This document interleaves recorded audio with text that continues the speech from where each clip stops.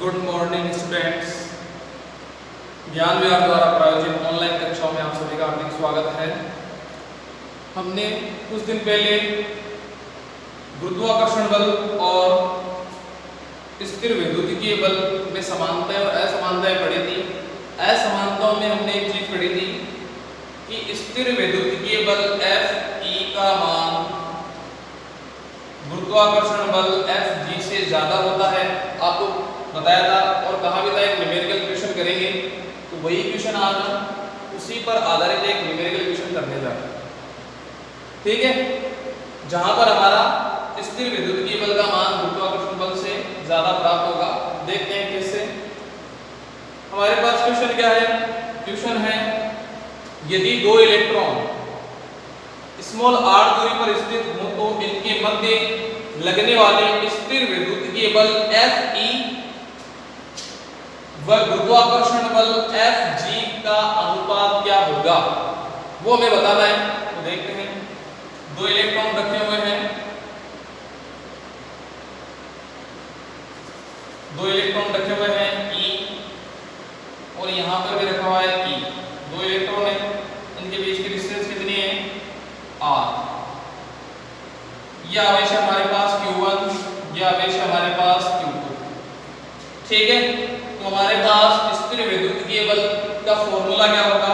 Formula होगा F बराबर, Coulomb के नियम से निकाल रहे हैं, F बराबर K Q1 Q2 upon R square, यही फॉर्मूला होगा। अब क्योंकि इलेक्ट्रॉन का आवेश कितना होता है, Q1 बराबर कितना होगा? -1.6 × 10⁻⁻19 कूलॉम, और Q2 का मान भी यही होगा क्योंकि इलेक्ट्रॉन है। तो Q1 और Q2 क्या होंगे? बराबर। Q1 Q2 बराबर होंगे, इसको मैं Q के बराबर ले सकता हूं, यही वैल्यू मैं यहां इनपुट करूंगा। F इज इक्वल टू क्या आएगा? K Q और Q, तो क्या हो जाएगा? Q square upon R square, समीकरण नंबर 1। यहां तक आपको बात समझ में आ जानी चाहिए, ठीक है। इसके बाद हमारे पास यहाँ पर K का मान क्या होगा? अगर हम निर्वात की बात करें, अगर ये निर्वात में रखे हो या वायु में रखे हो, क्योंकि निर्वात और वायु के लिए K का मान लगभग बराबर होता है, 9 × 10⁻9 मात्रक होगा newton metre square upon coulomb square. यहाँ तक बात आपको समझ आ जानी चाहिए। वापस देख लो, दो इलेक्ट्रॉन है जिनके बीच की दूरी r है, ये हमारे पास है Q1, ये हमारे पास है Q2। तो इलेक्ट्रॉन का आवेश होगा -1.6 × 10⁻⁻19 कूलॉम। तो Q2 का मान भी यही होगा, तो Q1 Q2 बराबर, तो Q के बराबर ले सकते हैं, ठीक है। तो कूलॉम का नियम क्या होता है? Fe ले लो, स्थिर वैद्युतिकीय बल, इसलिए Fe बराबर K Q1 Q2 upon R square. Q1 Q2 बराबर है, तो Q स्क्वायर ले सकते हैं upon R square equal to समीकरण नंबर 1। और K क्या है? अगर वायु और निर्वात की बात करें तो K होगा 9 × 10⁻9 newton metre square upon coulomb square. तो समीकरण 1 आ गया हमारे पास। समीकरण 1 होगा हमारे पास स्थिर वैद्युतिकीय बल। अब हम गुरुत्वाकर्षण बल की बात कर लेते हैं। तो गुरुत्वाकर्षण बल क्या होगा? यहां पर यही रखा हुआ है इलेक्ट्रॉन, यहां पे ये रखा हुआ है इलेक्ट्रॉन E, और यहां पे दूसरा इलेक्ट्रॉन, दोनों के बीच की दूरी क्या है? समान। ये R और ये R दोनों क्या है? समान है, दोनों क्या है? बराबर है। इसका द्रव्यमान क्या होगा? m1, इसका द्रव्यमान क्या होगा? m2। क्योंकि गुरुत्वाकर्षण बल दो द्रव्यमानों के बीच में लगता है और हर कण का कुछ ना कुछ द्रव्यमान होता है, चाहे वो बहुत ही कम क्यों ना हो, द्रव्यमान उसका अवश्य होता है, ठीक है। तो गुरुत्वाकर्षण बल का फॉर्मूला क्या होगा? F = G m1 m2 upon क्या आ जाएगा? R square. ये हो गया R स्क्वायर। यहाँ पर क्योंकि गुरुत्वाकर्षण बल है तो हम ले लेंगे Fg। अब यहाँ पर आपको देखना है m1, इसका इलेक्ट्रॉन का द्रव्यमान। इलेक्ट्रॉन का द्रव्यमान कितना होता है? me या m1 की जो वैल्यू होगी वो क्या होगी? 9.8 × 10⁻³ kg। अब यहाँ पर आपको एक बात ध्यान देनी है, m क्या इलेक्ट्रॉन का द्रव्यमान जो m1 के बराबर है, तो m2 भी क्या होगा? m2 भी इलेक्ट्रॉन का द्रव्यमान। तो कहने का मतलब m1 m2 क्या होंगे? बराबर होंगे, जिसको हम m के बराबर ले सकते हैं। m के बराबर लेकर फॉर्मूला क्या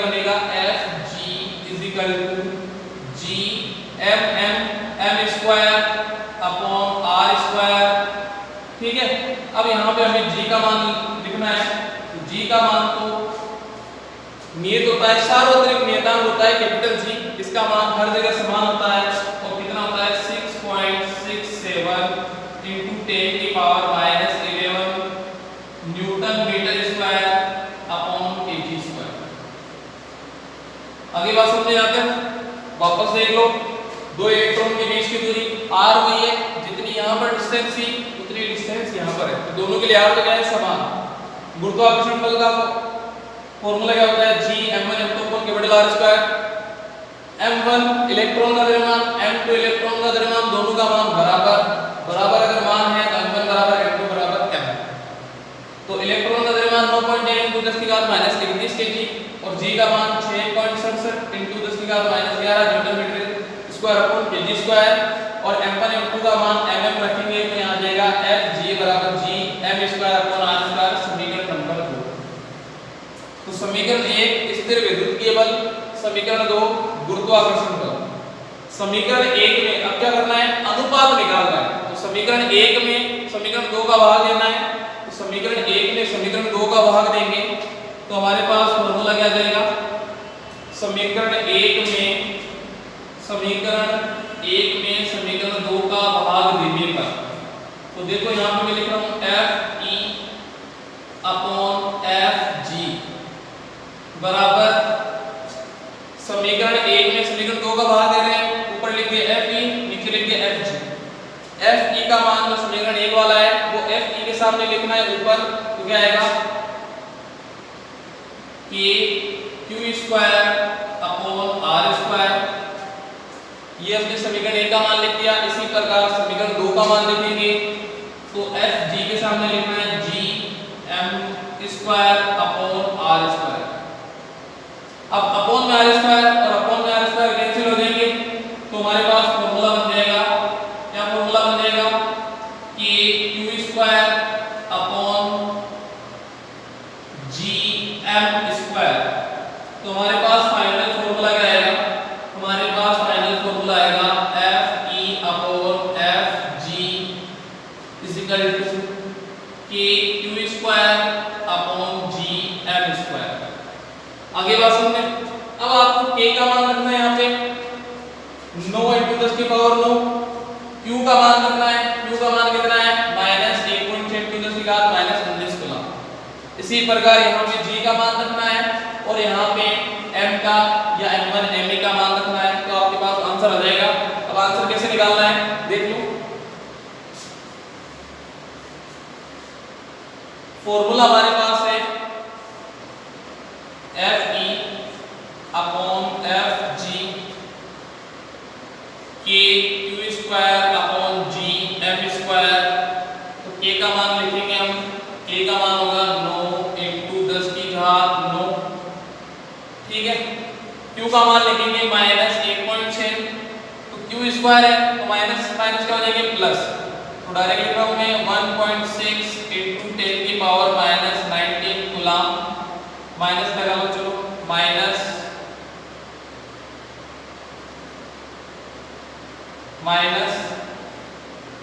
का होल स्क्वायर, k का मान 2 into 10 की घात 9 into -1.6 into 10 की घात -19 का होल स्क्वायर। इसी प्रकार g का मान रखेंगे, कैपिटल G का मान 6.67 into 10 की पावर -11 और यहाँ पर m का मान क्या आएगा 9.1 into 10 की पावर -31 का होल स्क्वायर। अब इसको आप जब सोल्व करोगे तो आपके पास फाइनल आंसर जो आएगा वो आएगा Fe upon Fg is equal to लगभग 10 की पावर 42, 10 की पावर क्या आ जाएगी 42 आ जाएगी, जिसको आप ऐसे लिख सकते हो 10 की पावर 42 अपॉन 1। तो Fe का मान कितना है, Fe का मान है 10 की घात 42 और Fg का मान कितना है 1। तो Fe स्थिर विद्युतीय बल गुरुत्वाकर्षण बल से 10 की घात 42 गुना ज्यादा होगा। आप इसको सोल्व करके देख लो, आपके पास आंसर आ जाएगा। अब ये ऐसा क्यों होता है तो इसके बारे में आप देख लो। जो स्थिर विद्युतीय बल है उसमें जो नियतांक है उसका मान क्या है 10 की घात +9, और जो गुरुत्वाकर्षण बल है उसमें g का मान क्या है 10 की घात -11। तो इसका नियतांक बहुत कम, इसका नियतांक बहुत ज्यादा।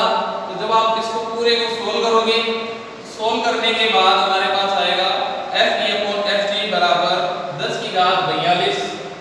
तो Fe का मान होगा 10 की घात 42, तो Fg का मान होगा 1।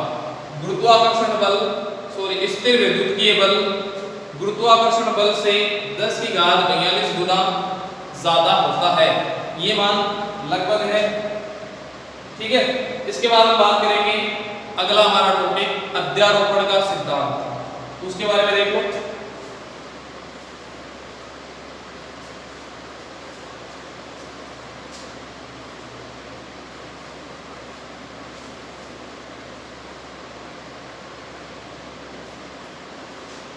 अध्यारोपण का सिद्धांत।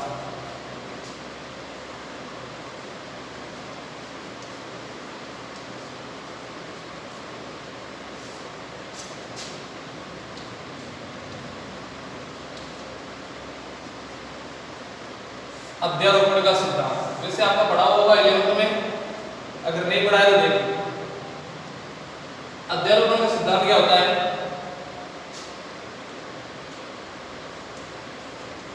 किसी आवेश पर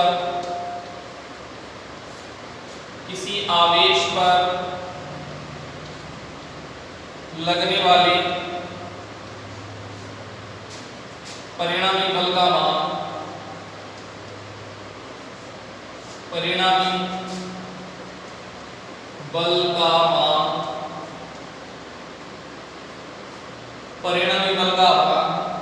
उस आवेश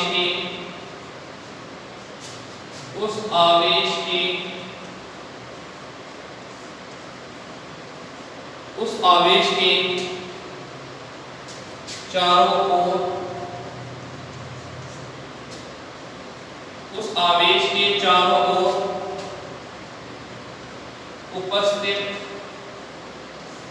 चारों ओर उपस्थित अन्य आवेशों के कारण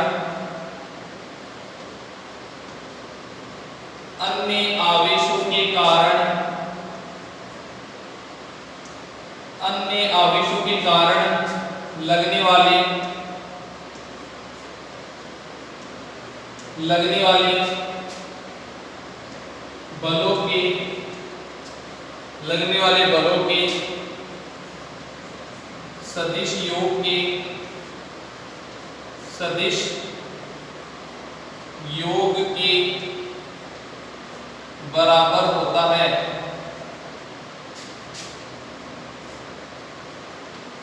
सदिश योग के बराबर होता है।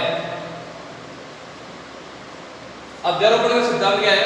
किसी आवेश पर लगने वाले परिणामी बल का मान, कुल बल का मान, टोटल बल का मान उस आवेश के चारों ओर उपस्थित अन्य आवेशों के कारण लगने वाले बलों के सदिश योग के बराबर होता है। तो ये इसका कथन है। कैसे आया अभी हम इसके बारे में बात करेंगे। फॉर्मूला इसका बन जाएगा, अगर n आवेश है जैसे Q1 आवेश, Q2 आवेश, Q3 आवेश, तो इसी प्रकार अगर n आवेश है तो कुल बल का मान क्या होगा? F वेक्टर, F नेट ले सकते हैं इसको परिणामी बल को, F1 vector plus F2 vector plus F3 vector plus Fn vector.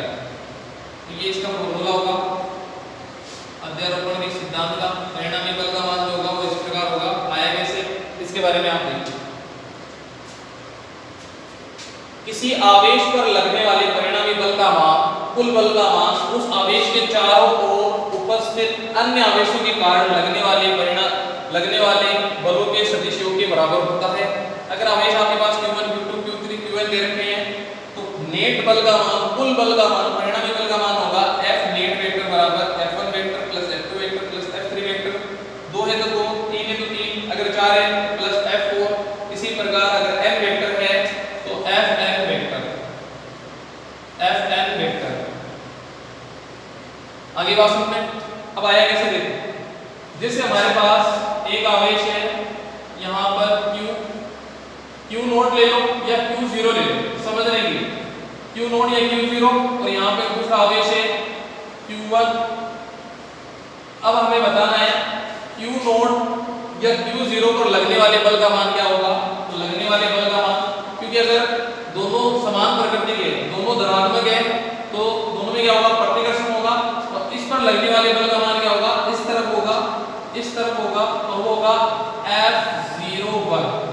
F01 कैसे, F A का मतलब क्या होता है, A पर B के कारण, B के कारण,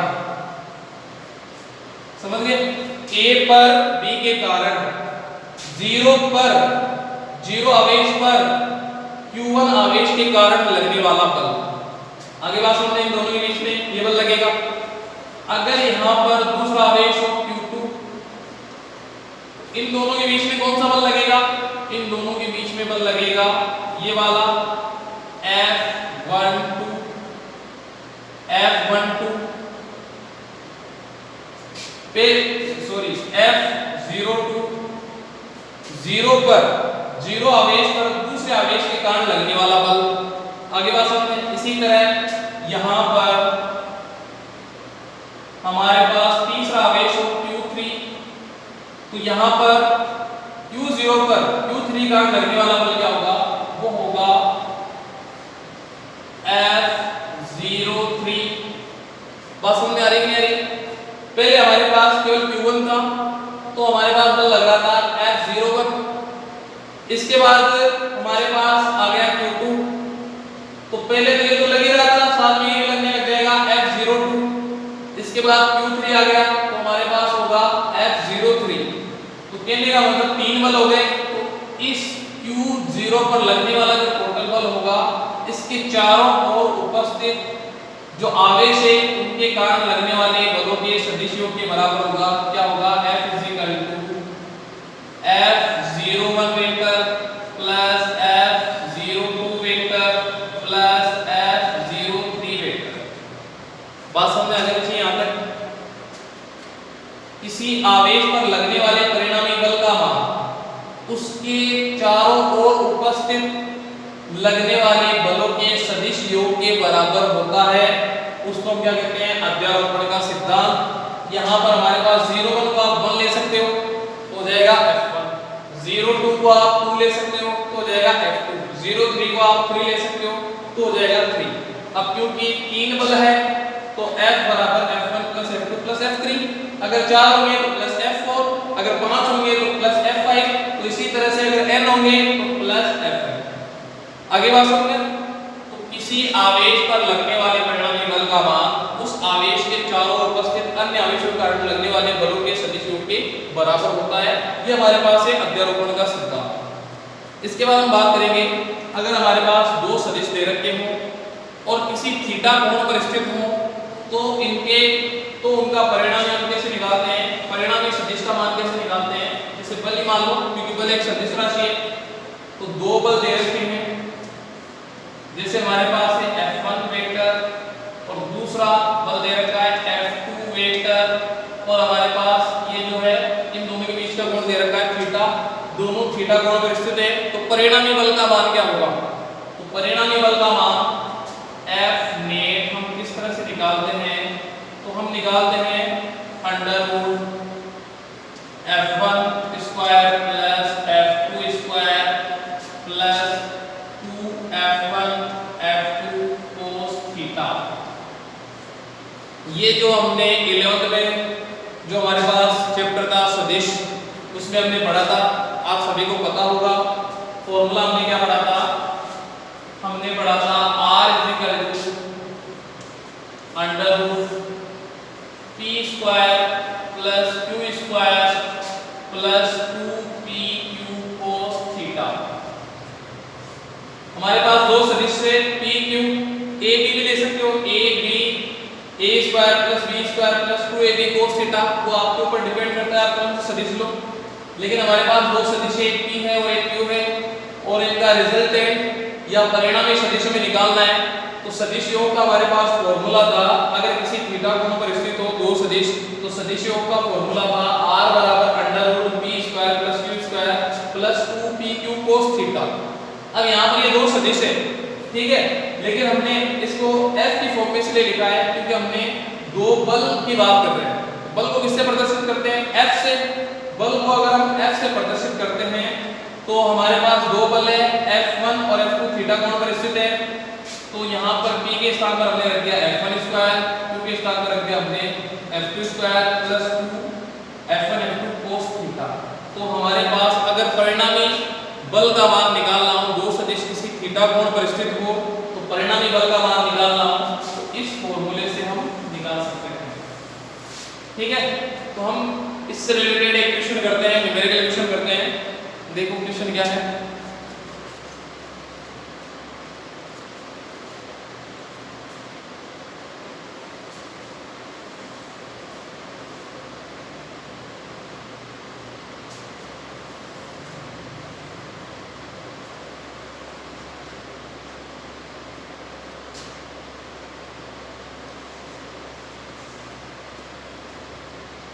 स्मॉल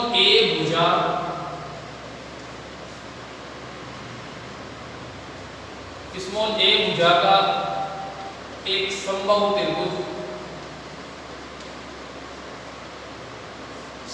त्रिभुज एबीसी के शीर्षों पर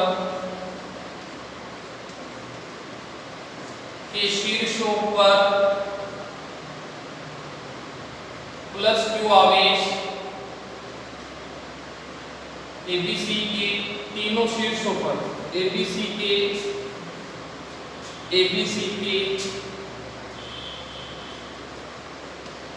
तीनों शीर्षों पर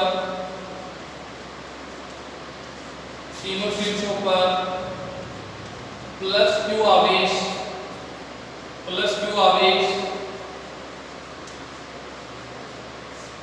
स्थित है या रखे गए हैं,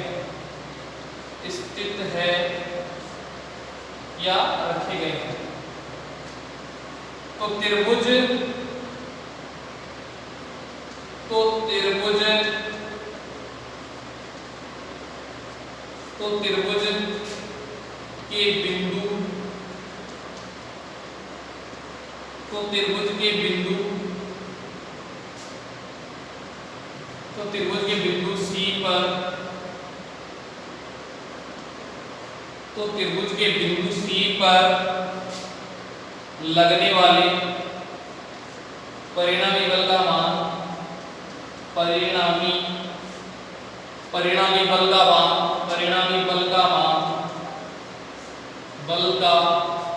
मान क्या होगा?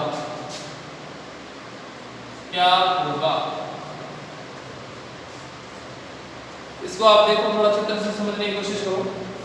ए भुजा का एक समबाहु त्रिभुज दे रखा है, तो ये हमारे पास है, देखो इधर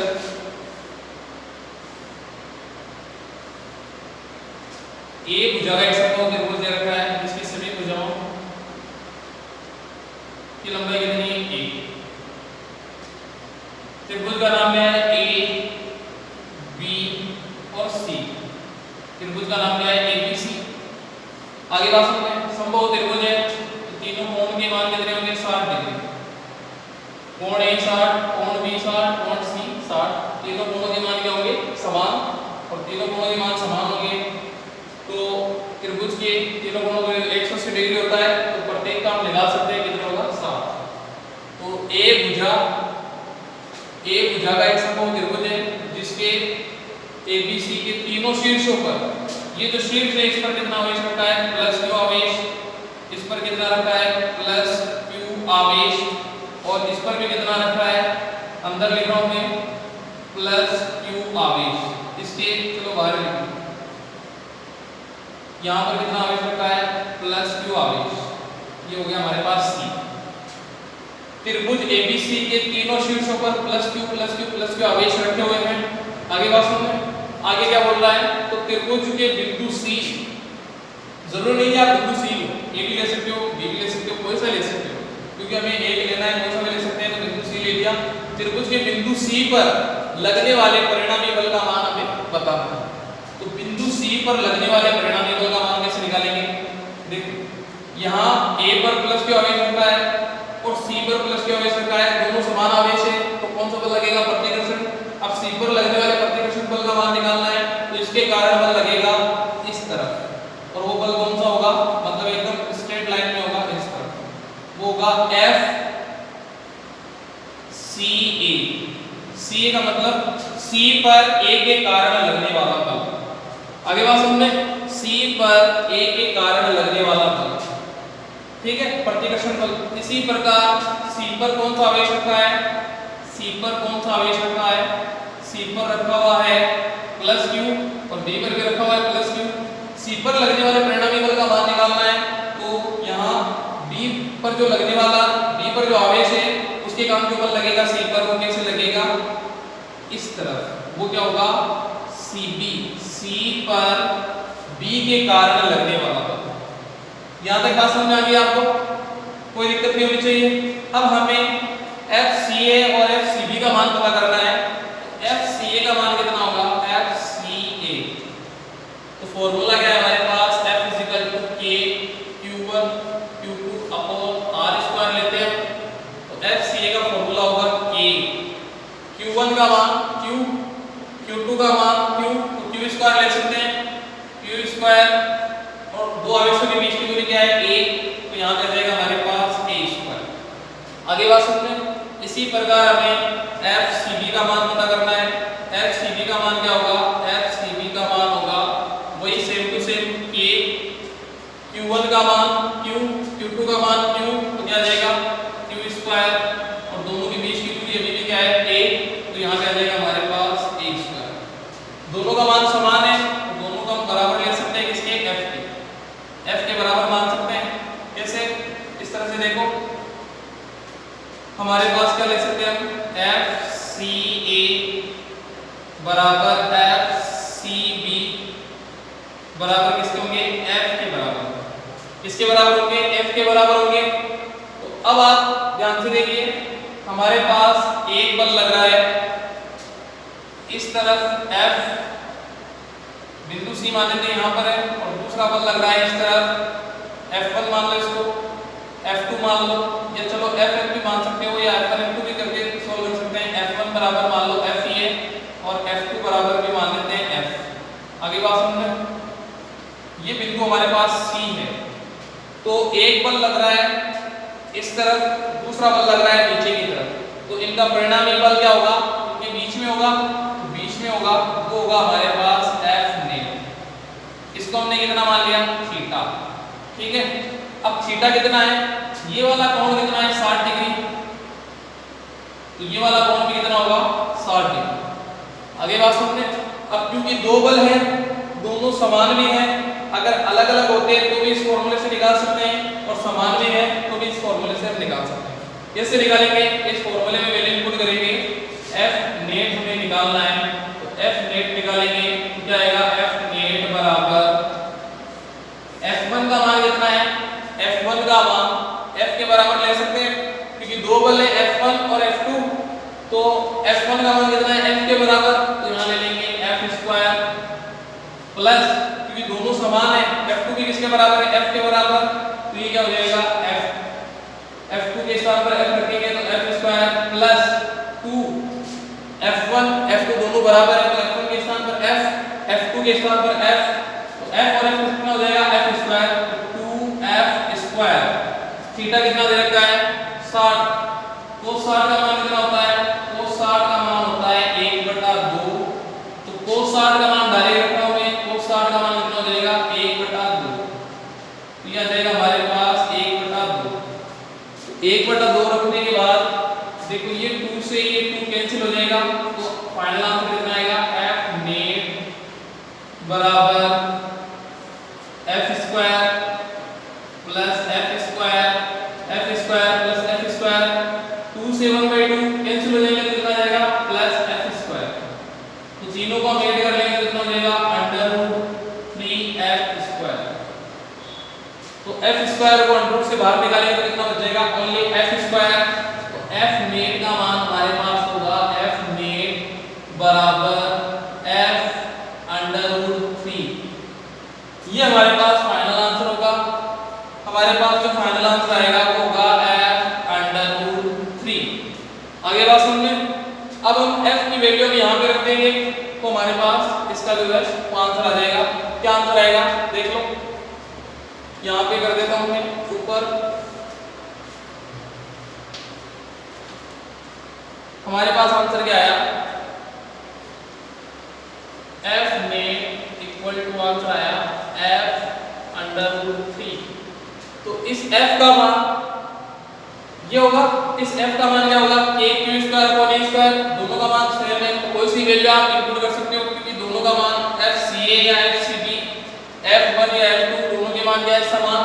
तो हमारे पास जो है वो आंसर आ जाएगा इसका, ये आ जाएगा f नेट बराबर root 3 k q square upon a square, ये इसका आंसर हो जाएगा अपॉन a स्क्वायर। इसका बॉक्स में बंद कर सकते हैं।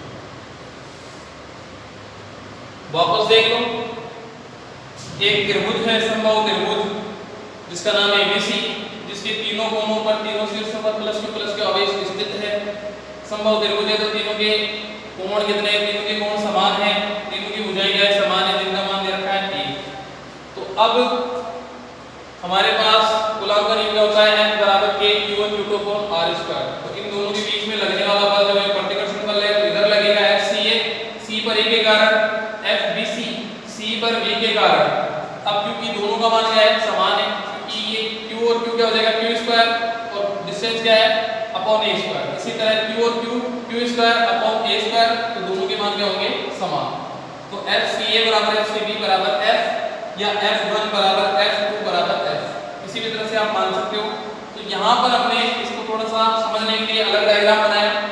बिंदु C पर एक बल लग रहा है f1 इस तरफ, f2 लग रहा है इस तरफ।